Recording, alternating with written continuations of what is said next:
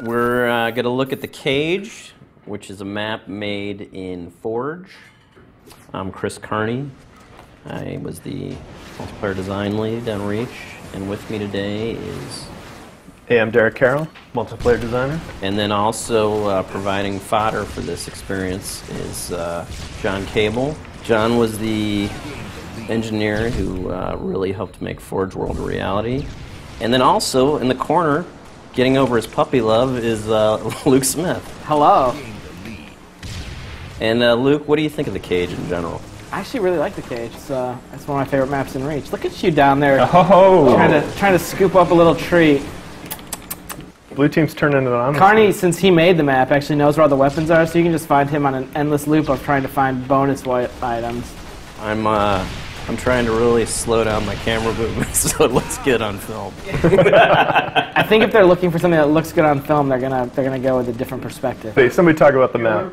Yeah, anyway. Carney, you took this. Yeah, we had a map called Blockout that was great, but it wasn't great enough. Thank you for great. I mean, it was great. It was really great. I like Blockout. It was special. It was funny. It had some amazing. I had a lot of good times. Mm-hmm. Like that. That was a good time.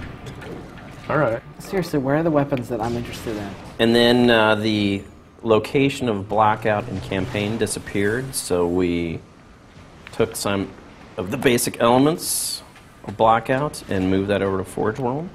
And it actually only took maybe a week to block out the Cage and then start playing it. You guys in the middle. But there had been a lot of design work, just paper design work before that. Oh my God, sit down. And then we spent about a month polishing it, revamping it, which is very easy to do in Forge. And if people don't like it or don't like certain parts of it, they can just go into Forge and change it around, which is also very easy to do. And again, it's asymmetrical, 4v4, great for SWAT, Team Slayer, even asymmetrical CTF. So we floated the Cage up in the air because, similar to Lockout, we wanted to get,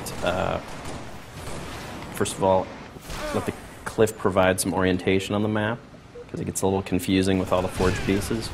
Players who move around the map well to be successful. I just got fooled by a hologram. I feel terrible. Part of the intent of the Cage and Paradiso was to create new sweet maps 100% in Forge. So we used Forge to build this. We didn't use any internal special tools or anything like that. And what is great about that is both those maps, the Cage and Paradiso, are great examples of how to use Forge. So if you want to know how to set up spawns, or how weapon respawn times work, or how to set up a game of CTF, you can just load the Cage up in Forge and look at it as an example. And we're going to have actually lessons on BNet on how to use Forge. Maybe some videos. Are you going to be hosting those? Are you going to be? I definitely vote for that. I like your voice. It's very baritone. Yeah, that's soothing. I think this is an opportunity for someone else, Bungie, to really stretch their wings vocally. Derek, what's your favorite aspect of Forge?